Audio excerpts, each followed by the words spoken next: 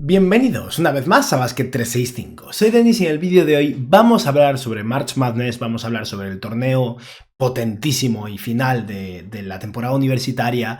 Y aquí, como cada año, lo que voy a hacer es hablaros sobre los jugadores interesantes de March Madness de cara al draft, porque este es un canal de NBA al final, y yo lo que veo de universidad al final lo veo pensando en la NBA, me fijo en los equipos que tienen jugadores interesantes de cara al draft.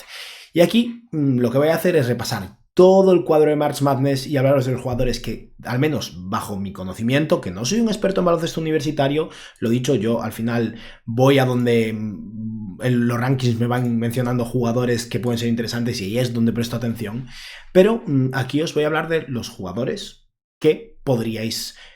a los que podríais prestarles atención cuando estéis viendo un partido de March Madness y os conectáis a algún partido de casualidad, como jugadores que podrían estar disponibles en este draft de NBA y que tal vez en un año veáis en la NBA. Y dicho esto, de verdad, hay gente que cubre la NCAA con muchísima profundidad y muchísimo mejor que yo no me encargo de esto, pero si lo que queréis aquí es ver un enfoque del draft, pues... a eso nos vamos a dedicar ahora. Y nada, dicho esto, si estáis aquí me imagino que es porque os interesa la NBA, así que os animo a que os suscribáis, dadle like al vídeo, que se agradece un montón, comentadme abajo lo que opinéis y hacedme preguntas, que al final de cada vídeo siempre respondo una pregunta a un vídeo anterior. Y dicho esto, vamos a empezar lo más rápido posible porque esto será un poco larguillo si no. Este es el cuadro de March Madness, lo voy a ampliar un poco, creo que va a ser lo mejor, luego desplazo la pantalla o... bueno, ya veré cómo lo hago, porque es cierto que no tengo una barra inferior ahora cuando quiera poner el otro lado. Bueno, es un problema del futuro. De momento vamos a empezar por aquí. Pero este es el cuadro de March Madness. Como sabéis, hay 4 equipos iniciales que pelean por entrar en estas plazas finales. Esta plaza y bueno, 2 que están en el lado de la derecha, que sospecho que voy a tener que poner en pequeño porque no tengo otra forma de ponerlos. Lo dejamos así. Pero eso, este es el cuadro de March Madness y aquí lo que voy a repasar es cada equipo, mencionándoos los jugadores interesantes de cada equipo. Hay algunos en los que de verdad no conozco a nadie, a mí personalmente ni me importa, si me cuadra que puedo ver un partido lo veo, pero eso, lo dicho, nos centramos en el draft de NBA. Y vamos a empezar por abajo porque esto es el inicio de March Madness. Justo hoy, a fecha de grabación de este vídeo, o el día 18, empezarán el First Four, que son estos equipos que compiten para entrar en March Madness, y vamos a ir por orden. De aquí, equipos interesantes o equipos que tienen jugadores del draft de NBA. Nada en Alabama State, desde mi punto de vista, nada en San Francis University. Texas, de hecho, tiene un par de nombres. El más potente es Trey Johnson, que al final es uno de los jugadores más potentes de este torneo y puede no entrar siquiera, porque Texas tiene a Trey Johnson, que es un jugador que ahora mismo se espera que sea un top 10 del draft. Hablé de él en mi último Big Board, es un jugador, un escolta, con muchísima capacidad de tiro, que va mejorando como anotador y desarrollándose un poquillo más en otros aspectos, que al final proyecta ser el típico escolta con mucho potencial ofensivo que habrá que ver en qué se queda, pero es un jugador con mucho talento y que jugará contra la Universidad de Xavier. El otro jugador que al menos yo conozco de Texas es Artur Kaluma, que no es que esté siendo espectacular, pero hace un par de años que estaba en el radar del draft como jugador de la Universidad de Creighton, ahora está en Texas, es un jugador productivo. Yo no descartaría que si le va bien en el torneo se acabe presentando al draft y acabe siendo un jugador de finales de segunda ronda, un jugador que se gane un contrato dual. Es como mínimo un nombre interesante, Artur Kaluma, ¿vale? De aquí, la American nada, Mount St. Mary nada, San Diego State tiene un nombre bastante potente.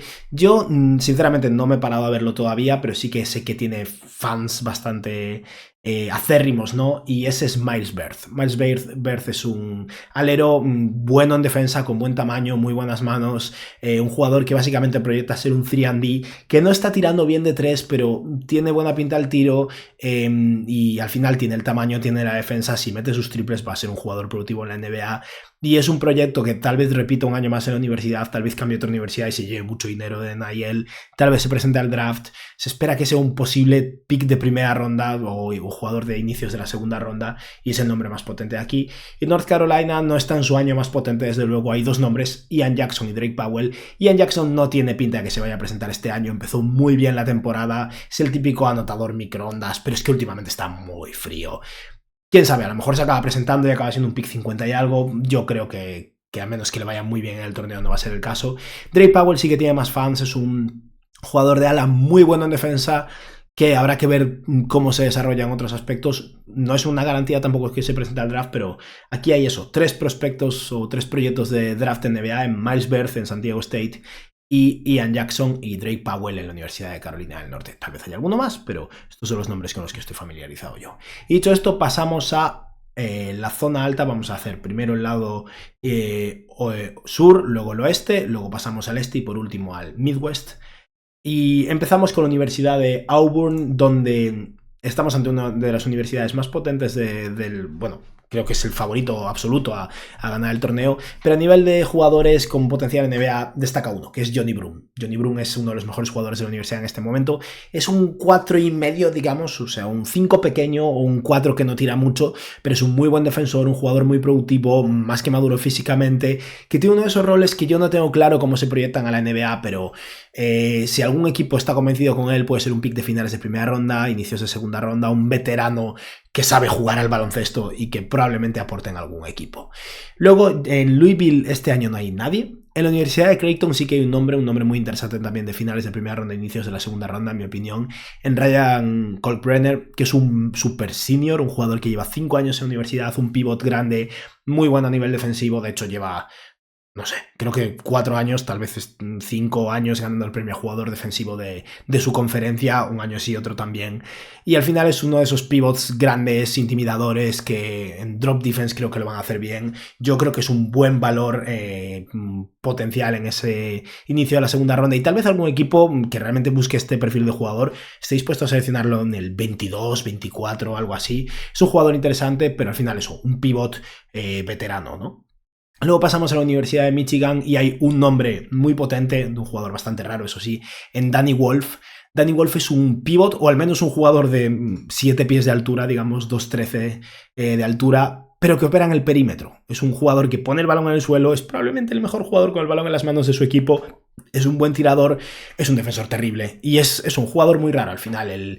El jugador de Michigan, que es un poco el motor ofensivo, uno de los motores ofensivos del equipo, alguien que está muy claro que va a ser malo en defensa en la NBA, pero con esa capacidad, esa versatilidad, es un jugador realmente interesante y eso, tiene fans y probablemente vaya a ser un pick de primera ronda. En UC San Diego no hay nada, en Texas, siempre me cuesta decir este nombre, me sale Emanem. Tampoco, Yale tampoco, Ole Miss tampoco, aquí hasta que llegamos a Marquette, al menos de lo que yo conozco, lo dicho, hay más nombres, hay más jugadores, en los comentarios os animo a que leáis de más nombres, pero de lo que yo conozco hay que llegar a Marquette para llegar a alguien interesante, que es Cam Jones, un jugador del que yo personalmente soy bastante fan. Es un base, un combo guard más bien, de 1,94 m, 1,96 m aproximadamente, que no está teniendo su mejor año desde 3, pero ya el año pasado era interesante en Marquette. Ahora, como jugador principal en su equipo, creo que tiene demasiada responsabilidad y eso ha hecho que su eficiencia se vea perjudicada. Hay quien lo tiene en la segunda ronda. A mí me parece un jugador que, como guard veterano en ese top del 20 al 30, es un buen valor, un jugador realmente interesante, y habrá que ver qué consigue hacer con Marquette, a ver si consiguen llegar lejos. Eso podría beneficiar mucho a Cam Jones. En New Mexico no hay nadie que yo conozca. Michigan State tiene solo un nombre, pero uno que bueno, también es, no sé si decir polémico, pero un jugador que es un pick de primera ronda si se presenta al draft, pero hay quien tiene dudas porque podría ser uno de esos candidatos a hacer la de Ben Mathurin o Jaden Ivey y volver un año más a la universidad y tal vez aspirar a ser un pick muy alto de draft.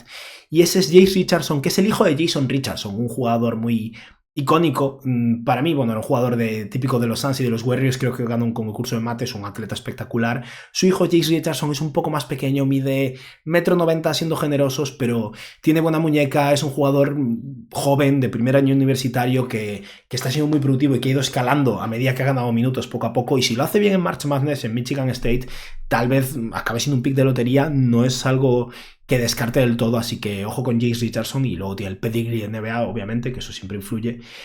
Y si pasamos al segundo grupo, al grupo de West, empezamos por la Universidad de Florida, otro de los grandes favoritos.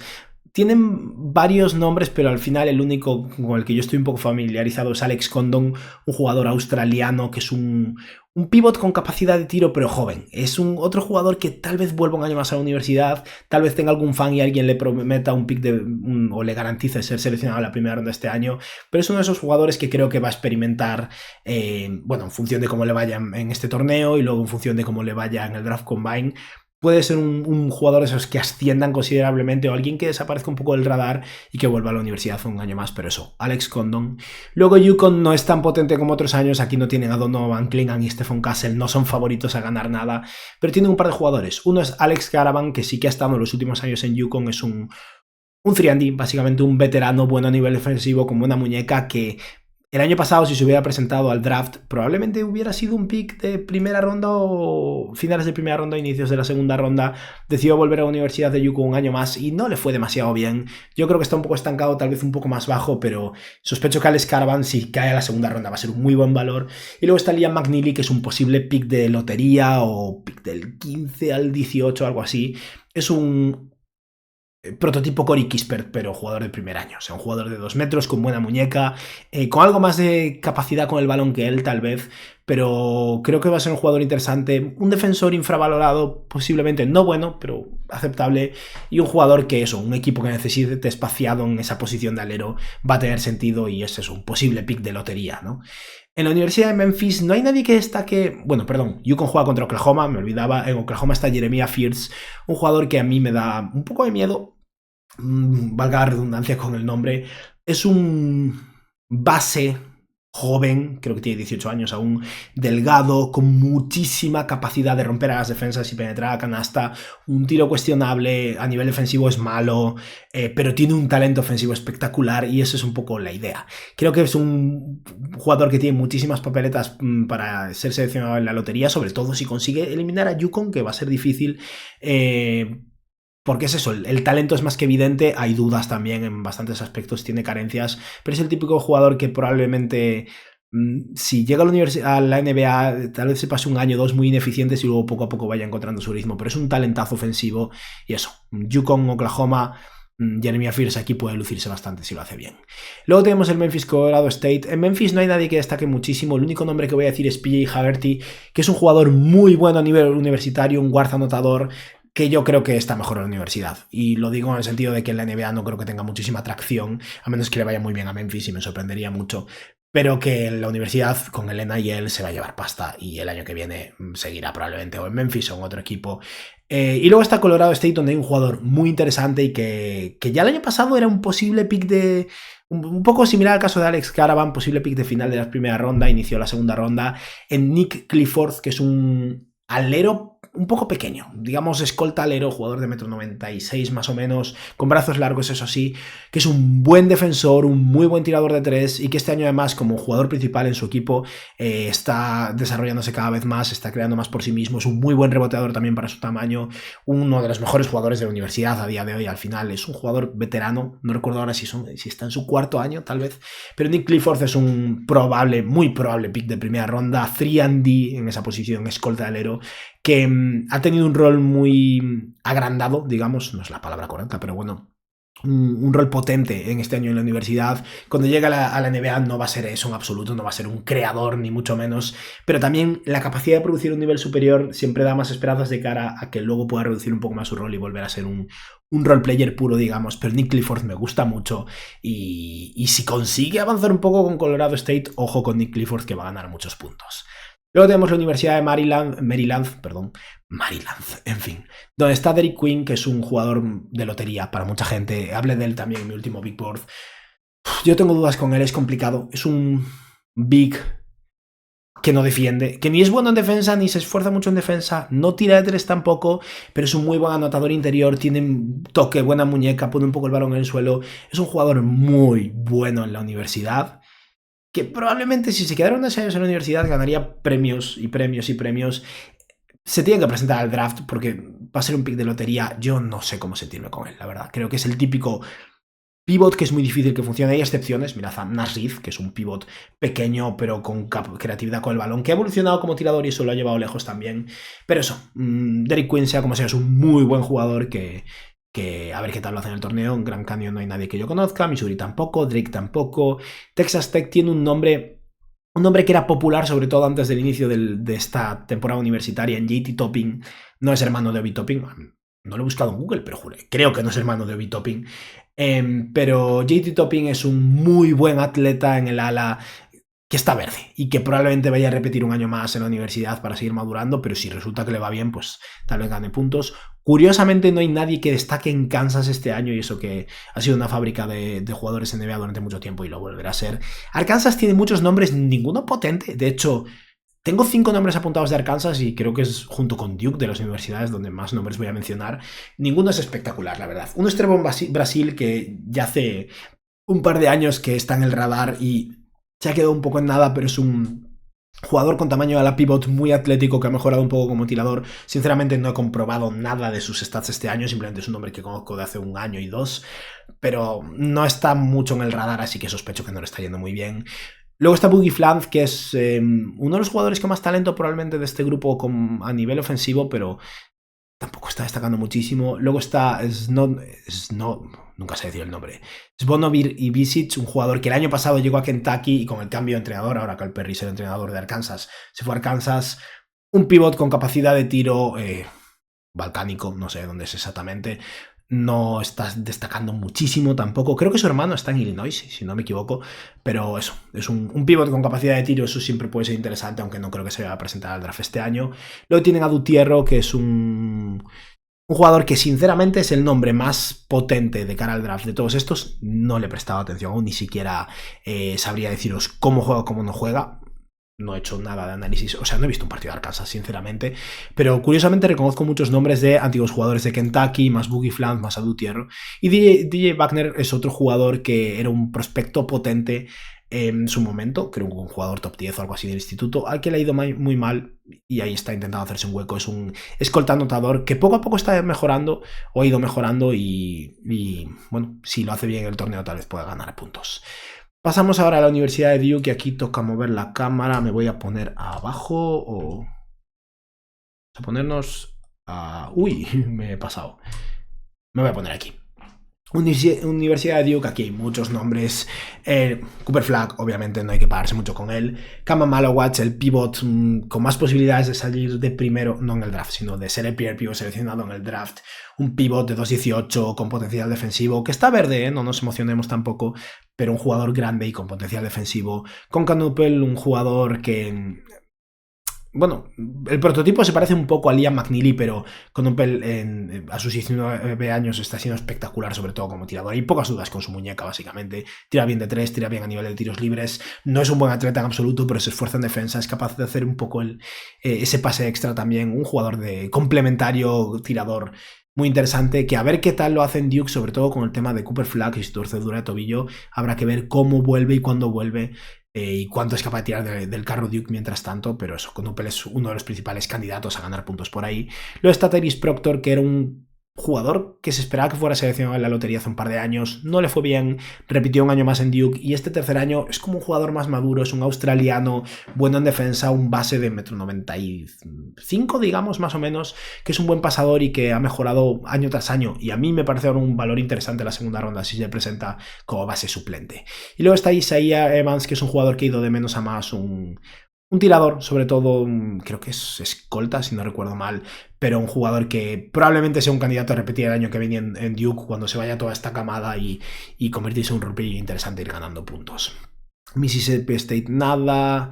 Baylor tiene a BJ Edgecombe, otro jugador del que he hablado mucho también, jugador ahora mismo top 3, 4, 5 del draft, un escolta muy atlético, muy bueno en defensa, que ha ido de menos a más a lo largo de la temporada como creador y sobre todo como tirador, que es lo más importante. Y es un jugador que proyecta ser un escolta 3&D muy productivo y potente, y a ver qué tal le va. Oregon no tiene a nadie este año, Liberty tampoco. La Universidad de Arizona tiene un par de nombres. Uno es Caleb Love, que al final...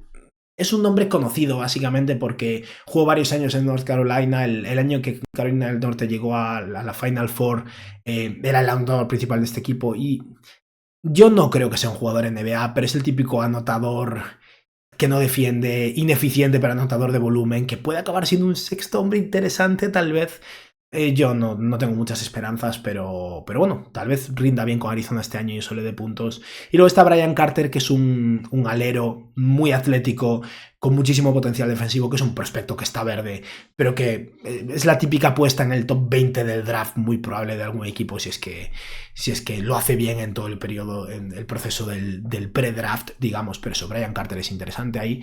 BYU tiene a Egor Demin, que bueno, fue mucho de más a menos, ¿no? Pero al final es un jugador de unos 2 metros con muchísima capacidad de pase, pero que no defiende, no es un gran atleta, no es terrible tampoco, pero no es un gran atleta y no está tirando bien de tres, tiene bastantes problemas de pérdidas. Al final lo que tiene sobre todo es que es evidente el talento y es un buen pasador con muy buen tamaño, tal vez sea de verdad un base de 2 metros, pero yo bueno, creo que va a ser un pick de primera ronda. Tal vez algún equipo incluso esté enamorado de él y lo seleccione al final de la lotería o así.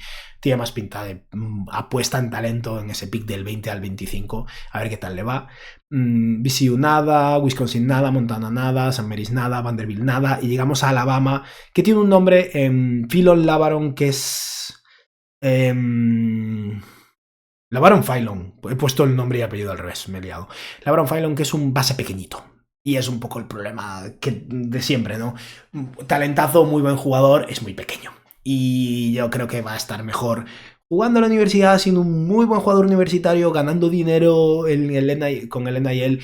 Y luego ya se verá si sigue desarrollándose, si puede hacer carrera en la NBA o no. Ahora mismo es el típico jugador que si se presenta, alguien lo va a seleccionar en la segunda ronda y tal vez acabe cortado dentro de un año. Yo no se lo recomendaría, pero es un muy buen jugador, solo que mide 1,85 m o así, es delgado. Tiene buenas manos, defiende bien, es un jugador con talento que madure en la universidad. Yo es lo que le recomiendo. Y pasamos ya al último grupo, al grupo del Midwest, donde Houston, curiosamente, no tiene nada este año, al menos nada que destaque mucho para mí. Edwardsville, ni conocía la universidad.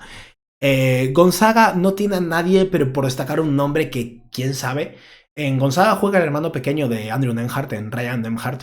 Es un poco más pequeño que Andrew Nembhard, pero eso, al final son jugadores un poco similares y ya tiene unos cuantos años de experiencia universitaria. Si resulta que le va bien este año, tal vez acabe consiguiendo convertirse en un pick de segunda ronda. La Universidad de Georgia tiene a Sanniwell, que es otro jugador que tal vez sea un pick de lotería o poco después de la lotería. Un pivot atlético, bueno en defensa, buen reboteador. A nivel ofensivo, hay quien cree que puede tirar, ya se verá, pero sobre todo eso, es un jugador móvil, atlético, con mucho potencial defensivo y que a nivel ofensivo pues ya se verá a dónde llega o no llega, ¿no? Clemson no tiene a nadie, McNeese tampoco, Purdue tampoco, High Point tampoco, Illinois. Illinois tiene un par de nombres, el más destacado es Kasparas Jakusionis, que es otro jugador, un probable top 10, tal vez 5, que ha ido un poco de más a menos, es cierto. Habrá que ver qué tal le va en el torneo, porque eso creo que puede ser bastante diferencial para él. Pero es un base alto, 1,96 m más o menos, con capacidad de creación con el balón, que no es bueno en defensa, no es un gran atleta. Su eficiencia ha ido decreciendo poco a poco. Reparte el juego a muy buen nivel, pero también pierde muchos balones. Es un jugador con talento evidente y tamaño, pero también carencias. Y aún así tiene pinta de eso, jugador top 5, 6, 7 del draft. Pero si resulta que ahora Illinois hace una serie desastrosa, pierde en el primer partido, no tira demasiado bien en el proceso del pre-draft, quién sabe, es un candidato a caer bastante, la verdad. Creo que es un jugador con mucho techo, pero sin suelo. Y de hecho, cuanto más me lo replanteo, más dudas tengo con Jakusionis y creo que lo puse de 6 o algo así en mi Big Board.